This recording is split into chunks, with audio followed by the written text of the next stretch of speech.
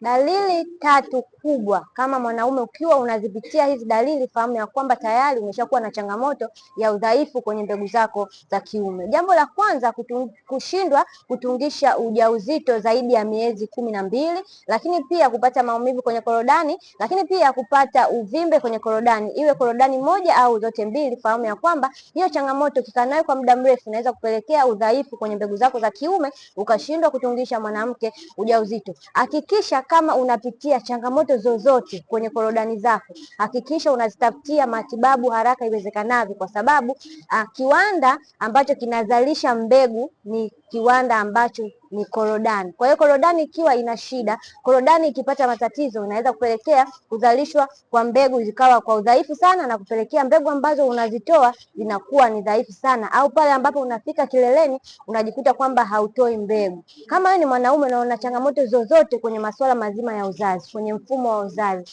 hakikisha unachukua namba yangu bali tunawasiliana, tujue namna gani ya kutatua changamoto yako na uweze kurudi kwenye hali yako ya kawaida, kwa sababu changamoto za uzazi zinadhalilisha sana.